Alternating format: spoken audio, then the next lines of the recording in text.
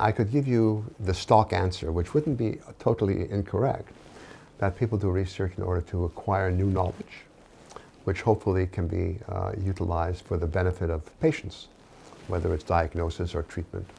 And that's quite appropriate. But I learned why I did research one day when I took something home on a Friday night to see what would happen by Saturday morning. And I saw something on Saturday morning that taught me why I do research. Because for the entire weekend, I knew something that no one else in the world knew. That's why you do research.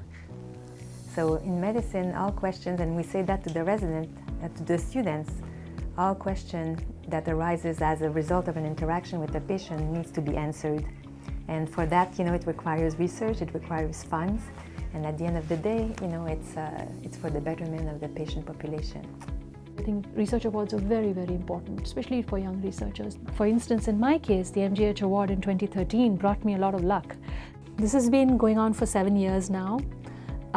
It started out with developing an app for HIV self-testing, an application that really helps individuals who want to get self-test in their homes learn about why do they need a self-test and what is it that they should do to get a test and what happens after getting a test. Now it has been taken up by the International Association of Physicians Involved in AIDS Care, which is an organization that is supported by the UN for their Fast Track Cities initiative to end HIV epidemic.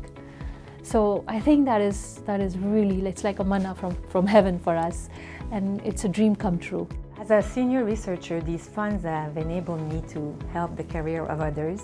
I think this is where my contribution has been.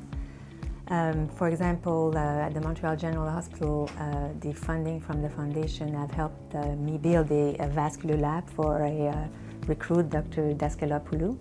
So this has been very useful in building her career and helping her flourish. When a young person comes back to start to do research, they may not have enough in the way of publications or information that they've published to make it attractive to a national or an international organization to fund them. So our job is to make sure that while they get there, that we provide the funding that allows it, which makes the contributions that have been made by the people in the room tonight extraordinarily important, because without them, our young people would never get off the ground and wouldn't be able to be competitive at the national and international level, which is so important to us. Please believe in yourself. Think outside the box. We need to go beyond publications. We need to really impact society, and we need to give them tangible products and services that can really make a difference to people's lives beyond drugs and diagnostics. I think it's important for the young researcher not to be discouraged by what hasn't been done and by people saying it won't be done, it can't be done. Go after the old and the new with a new and fresh eye. Look for the needle in the haystack by first removing the haystack, and the needle will be there.